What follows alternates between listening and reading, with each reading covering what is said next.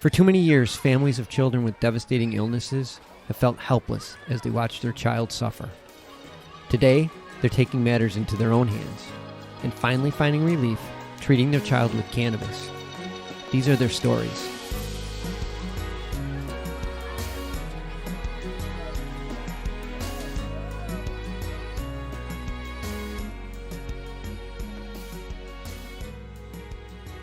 Welcome to another episode of Love and Cannabis. I am Nina Simmons. And I am Osirisand. And we are the proud parents of Aiden Stephan. Hey guys, welcome to another episode. Hello. So this episode is, how can we say, a interesting one because it's a reflection. It's our 10-year anniversary today. Yes, it's our 10-year anniversary of marriage today. So we don't have a guest, and we've been having, it's kind of weird. We don't have a guest. We've been having a guest speaker series for a couple of months now. Yeah. And it's been fun, but we thought it'd be... It's being our anniversary. It'd be about us and just reflecting our time together, doing a bid. And we're still here. Even during COVID, we're still here. And we lived through it. I mean, we lived through a lot. I mean, what is it? So it's 10 years of marriage. But prior to that, we were together for about, 6 years? Yeah, 6 years of dating, courting. It was a whole lot of courting. It's funny, right? When you start dating, you just have all kinds of energy, so many interests, and just constantly going at it like rabbits. And things change a lot once you get married, especially when you have a child, right? Yeah, thanks. Yeah, remind me. Everything changes. Everything stops. Literally just like somebody just turned off the faucet. Like, hey, what the hell happened? I didn't pay the bill? But I would have to say that it's been a really an interesting journey. It's been a roller coaster. Yeah, for sure. Yeah. A roller coaster on all levels. I mean, emotional, mental, physical, financial. I mean, I think we've seen it and been through it all. Yeah. So in prepping for this podcast, and I took a walk and I just tried to reflect on the 10 years of marriage, and as the same thing I thought, it's been a roller coaster. I mean, when you do your vows, you say what for sickness and in health, and and death too, right? Or is that death do us part? Yeah, that means it's forever. So we. You don't sound too excited when you got to that forever part. Oh yeah, that's that forever thing. Read the fine print. Take it one day at a time. Oh my God. So we've been through everything. We've been through not even so much. We're not talking about Aiden, but our individual different sicknesses. We've been through that. Of course, job loss, having to rebuild ourselves financially. Yeah. Which is kudos to us, we both had to come together as a team to rebuild ourselves, or rebuild our credit. We build our, we had to learn certain things, and we did that in terms of finances. But that was with everything. Finances is very important. I think a lot of couples go through that, where now it's like, before now, they start dating, like, let me check your credit score. Mm-hmm. Because you don't want to get into a situation where you get with somebody and they have a ball and chain of debt behind them. I don't think couples do that. You'll be surprised. Check credit scores before you get married? Some people do. Some people do, but I don't know. I don't know if everyone does that. It's a different time. It's a different time. We are in a different time because, again, when you take that last name of that person, you take everything that comes with it too. And that was one of the things that we did, because I know my credit score wasn't up to par, and that's why I was like, you know what, let me clean that up. And when we got married, I was like, you know what, I'm not going to allow her to have my last name because then, what goes with, came with me, it will go on to her. So let me handle that. Let me clean that up. And which I'm very happy I've taken care of that. But that took some discipline, like everything else. Because there was times where I just wanted to ignore it, thinking it was going to go away, and it doesn't. It doesn't go away. You got to look at it, face it, and just figure out a game plan. And I think that's what helped our relationship in a sense too, as well, because we had to trust each other that we were doing what's right for the both of us because we're a collective. Because there's sometimes, we get in our moments where we just want to do our own thing.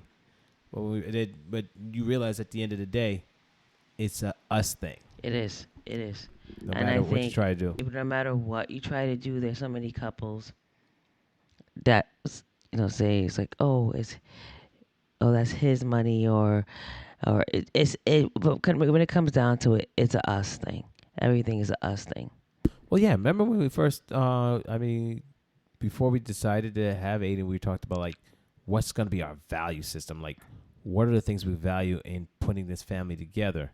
What are the things that we will and will not do? And I think one of the examples was that we stated to each other, it's like, if we ever get in a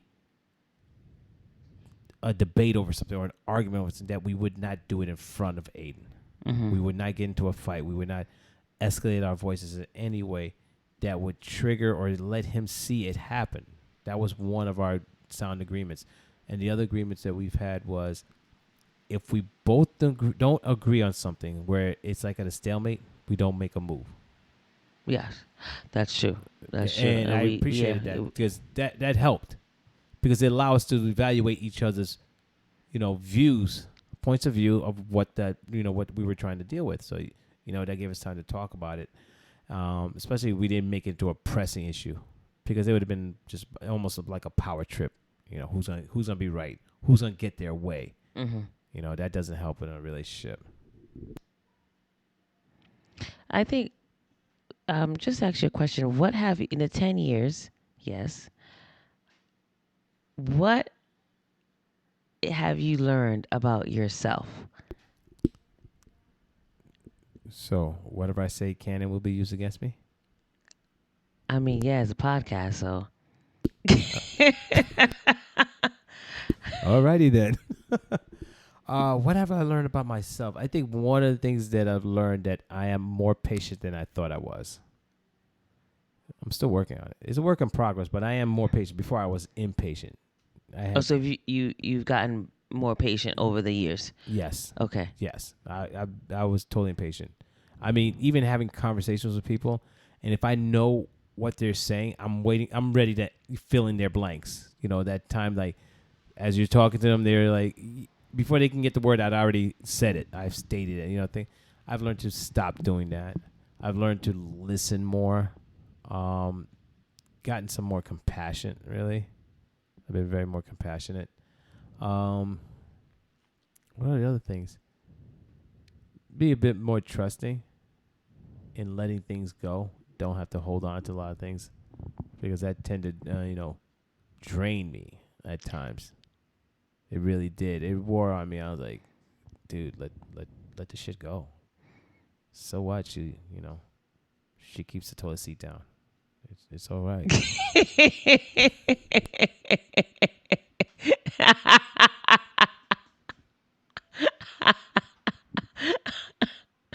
So what? She left that last dish in the sink. It's not gonna kill you.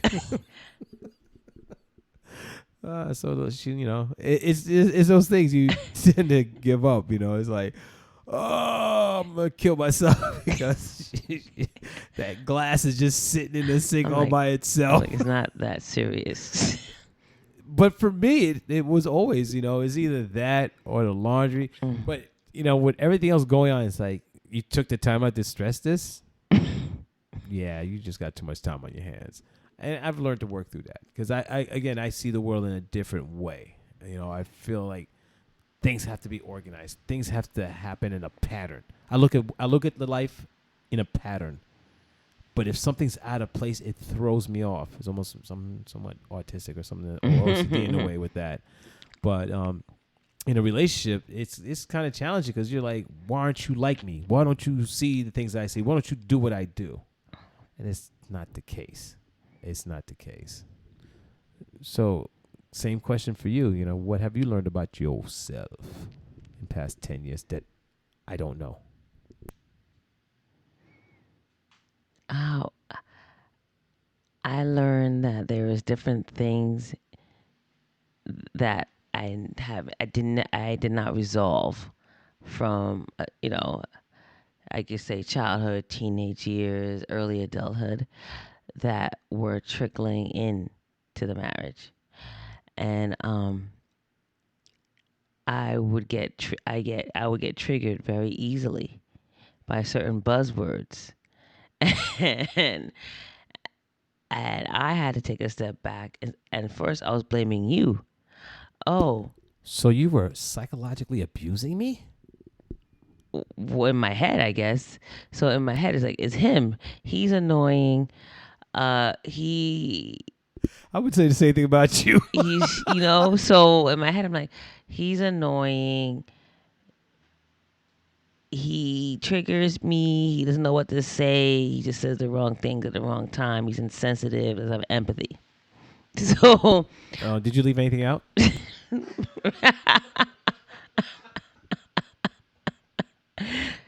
but a lot of the times I was really getting upset for really nothing that really had to do with you. So I had to take a step back and kind of analyze why I was getting mad, and I think I'm getting better at that. Yeah, only 16 years later. Hey, it's better now than later, So Yeah, until you collect the insurance policy. Yeah, I know. Anyway, next question, since we're doing a Q&A. For you, what would you like moving forward? What would you like to see more of or less of Less in our clothes, marriage? Less clothes. Me either way. Let's go. Like, take it back to when we first started dating.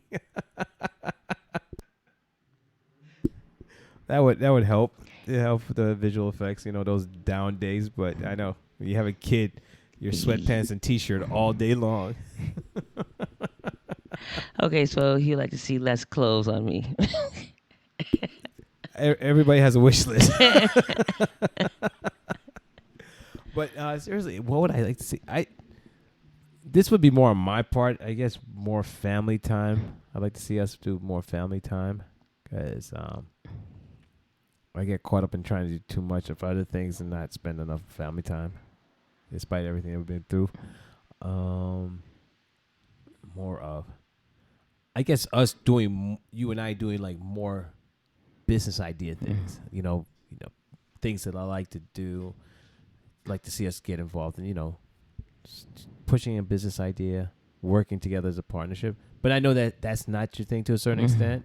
Certain things you'd be willing to do if it's within your, how you say, your scope. Bandwidth. Yeah, bandwidth. Yeah, definitely.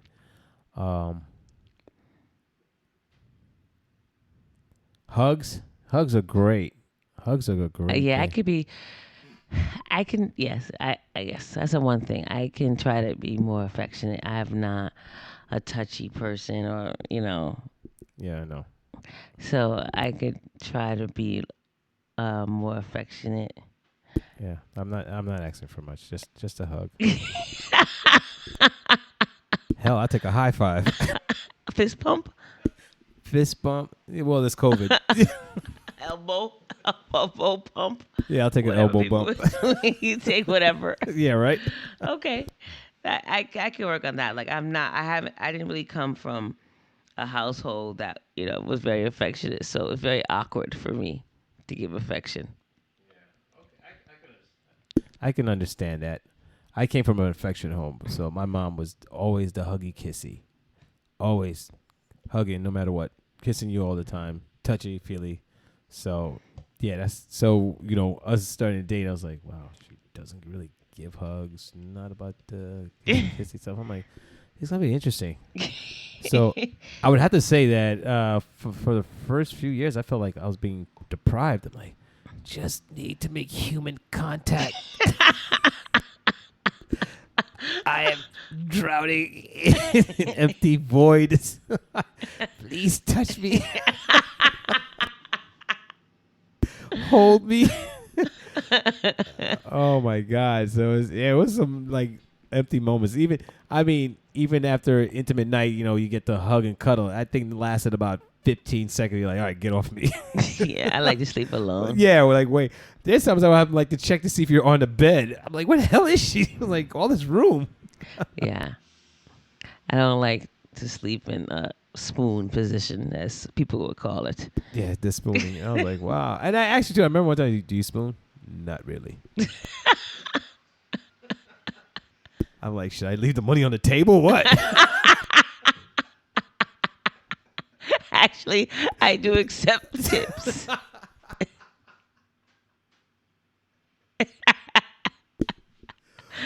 All right, so question for you, though. So, if there was something that you would change, what would have been in our relationship? Like, what would you have changed?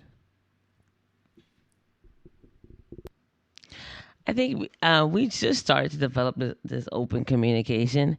I wish we would have had that in the beginning, so we would have been on the same page earlier. Okay, fair enough. So, yeah, so basically stop lying to each other off the bat. Just kidding.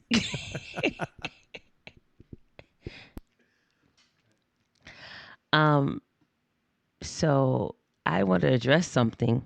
Oh, shit. This is what, before we wrap up. Wrap up. We're just getting started. Oh, okay. I mean, So there have been times in our past episodes where you have said little sly comments about the lack of sex or intimacy, as if you're never getting anything. so you mean being starved? Yeah. Well, I mean, based on my previous experience and standards and expectations, I would have to say yes. So in terms of so Remember, I was single, so it was like, yeah. So in terms of a married couple, how many times a week do you feel that a married couple should have sex, or you want to have sex? Not you per se, a weekly. Well, you know what? It's kind For of you, it doesn't matter. I got you. I totally understand. It's, when you apply all the other things that come along in a marriage, I mean, if you're having the long work hours, you're having a child that you got to, keep an eye on because of ailments. So it's kind of hard, to put a number on it. My expectations are at least fair enough 3 times a week. Mm-hmm. Allow time for recovery. Allow, downtime, uptime, things like that. Or whenever available, in a sense that, there's times where, things come up. And, ready to go, and it's like your least expected time. So it's like, hey, the party's just started. And I know there's, times where you're like, I just worked like 8-10 hours. I'm exhausted. I'm not even thinking about it. In fact, I'm going to bed. I'm going to take a drink and go to bed. Yeah. Yeah. So there have been some cold showers, lonely nights. Oh my God. Yeah. I'm going to start crying right. Feel sorry for me, please. Feel. He's just trying to get sympathy from y'all. So no, actually you. it's not working. See, that's why I'm getting therapy.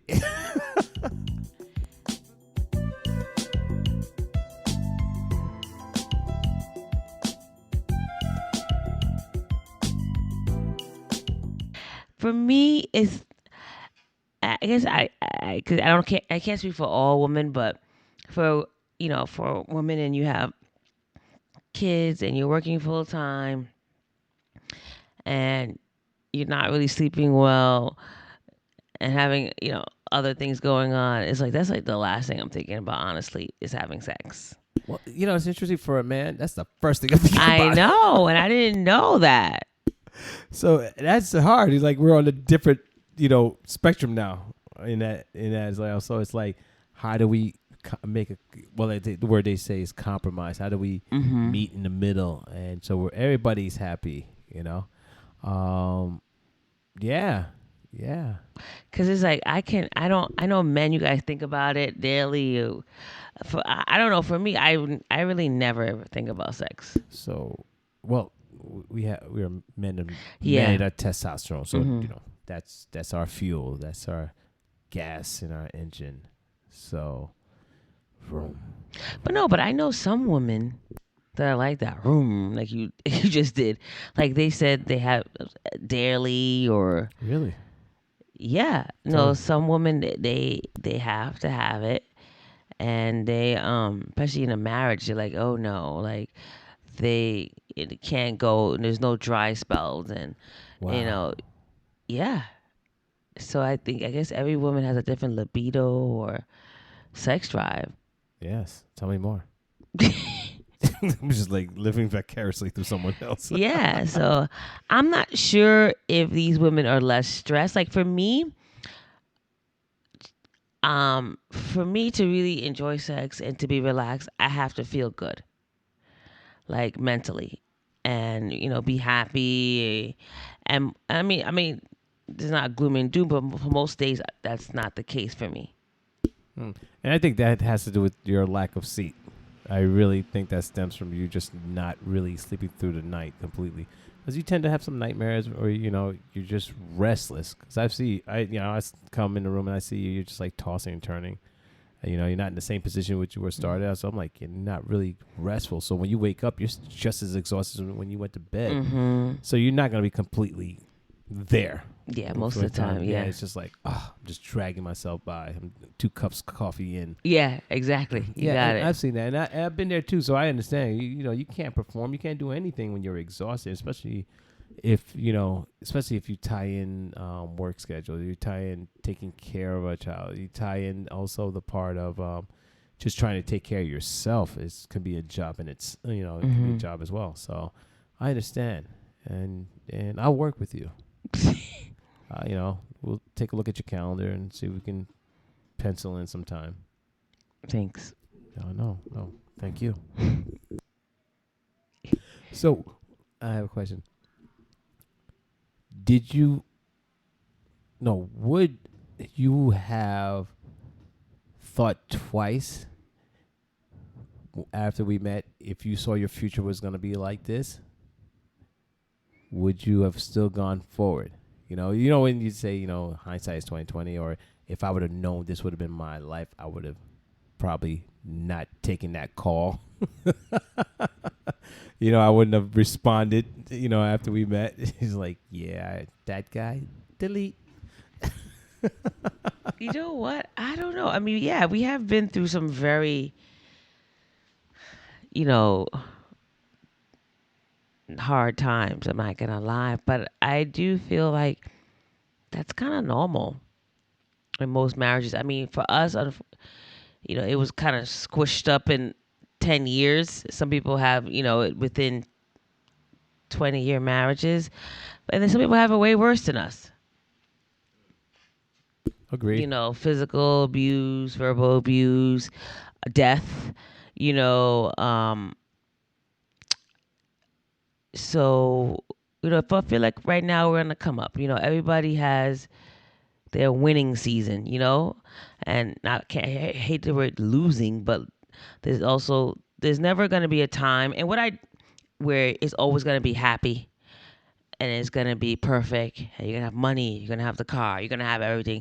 It's just not how it is. It's not how life is, and I had to learn that, and that's not what marriage is either. And, I had it pretty good in terms of things before I got married. Like, everything kind of went my way. I got the career I wanted. Didn't really have any deaths or sicknesses.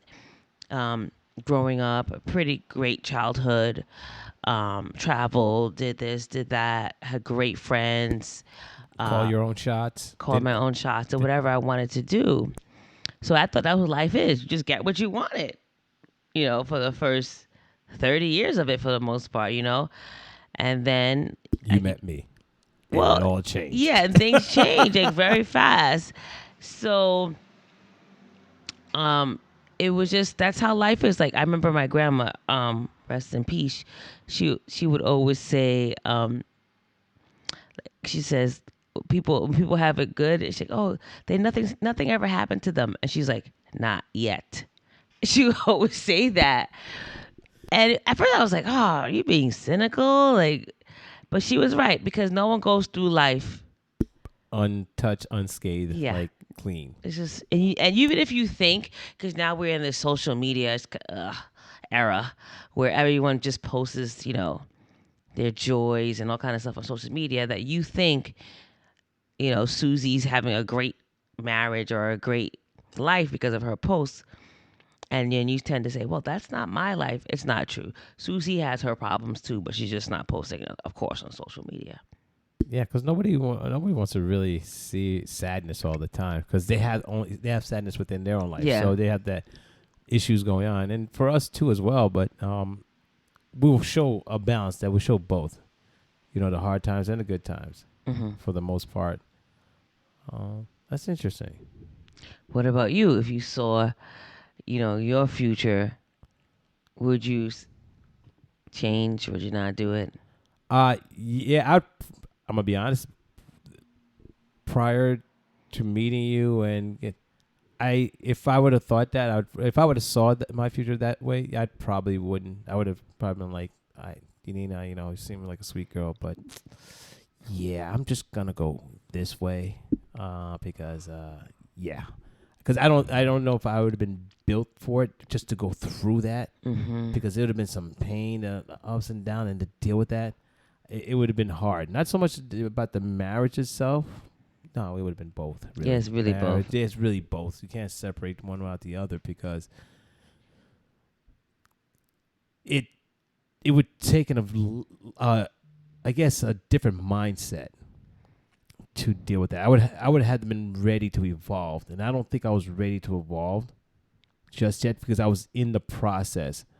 Because again, I was seeing other people. Before we started really officially dating, because while we were dating, I was seeing other people because we weren't an item. So it was just like, okay. It wasn't until I decided, like, you know what? I think, she might be the one. I think I'm just going to work on this one. I'm going to, remove other women out of the picture so I can just focus on this. So I'm not thinking of stories to tell why I'm not around, where I'm where I'm going, and things like that. So I'm just like, I didn't want to deal with that. Just me, I try to keep things simple as possible. So, yeah, I think, I probably wouldn't. It's just, again, like I said, because of my mindset at that time, I don't think I would have been prepared to deal with that. Yes. But during the process of going through it, I found out I've evolved anyway. So, but still, I think fairness to you, I want to put you through it. No, I get it. It's been a lot. Yes, and you haven't killed me yet. Yeah. Yet, like my grandma would say. Yet. Not yet.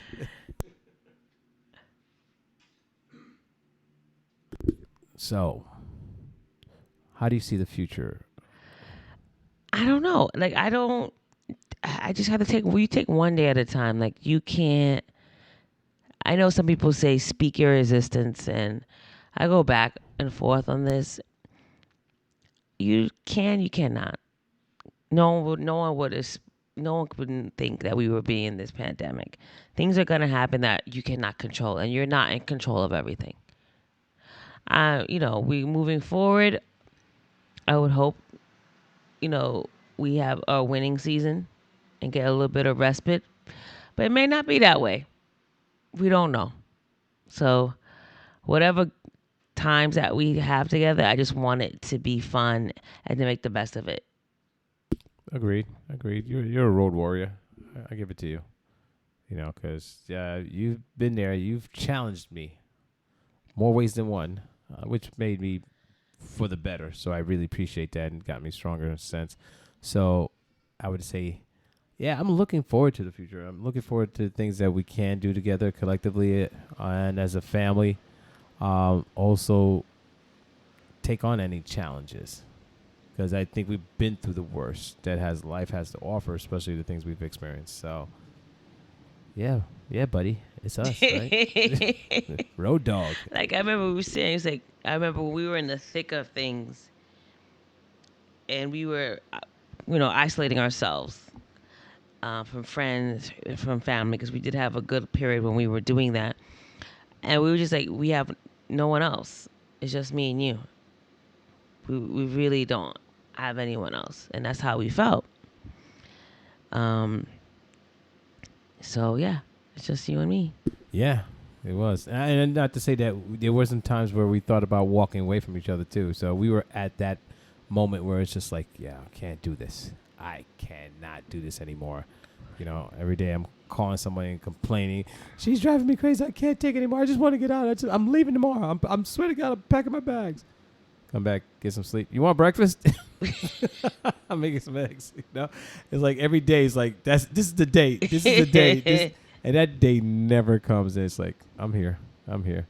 But I do appreciate you, and I do appreciate a lot of things that you brought to the table in a sense of this relationship, and your personality, and the smile whenever you smile. And the fact that you have such strong convictions when you want to do something, you're going to do it, and also the fact that you try to balance this out in ways, especially to take care of that little guy, and we get things done. It's like a partner in business. We get things done. Yeah, I appreciate you for sticking in and not leaving, because I know that wasn't easy. I appreciate you for the man that you are, and to always looking at the brighter days, even when I could be, I naturally look at the glass half empty, yes, and you look at the glass half full. So that's like a nice balance, and you teach me how to be optimistic when times I don't see it. Yeah, and you teach me how to be a realist. When shit's not going to go your way. Just like, dude, accept it. Yeah. He's like, but I'm like, the odds are against you. So, and we did a lot of great things together already. We impacted people. We hopefully changed lives. So even if it may not be hundreds, but one or two, that's huge. Yeah. We made a difference. We were able to stand for something. That's true. We've learned to do a lot. Things that I don't think either one of us would expect to be doing. And you trusted it and you went with it. You could have stopped at any time like, no, this is not me. This is not how I was raised. I don't do this. But you was like, no. And you stood up. And, we push each other, motivate each other to do things. So I appreciate you. I love you, and looking forward to the next 10 years. Patiently. I love you too. Happy anniversary, love. Yeah, happy anniversary to you too. All right, guys. We want to say thank you for tuning in. For those who are having any anniversaries, yes, for the month of September. It's a very popular month, I know, to get married. So, yes. Happy anniversary to all our September, October weddings. Yes, congrats. Hang in there, work together, and just, keep the peace and keep the faith. Yeah, and laugh. See, I'm going to try to laugh more. I tell you jokes every day. I laugh at funny jokes. You know what? That's not even right. Anyway. My mama said they're funny. But anyway, guys, thank you, and have a great day. Bye. Bye. Thanks for tuning in another episode of Love and Cannabis. I'm Osiris Stephens. And I'm Nina Simmons. Be strong. And stay empowered.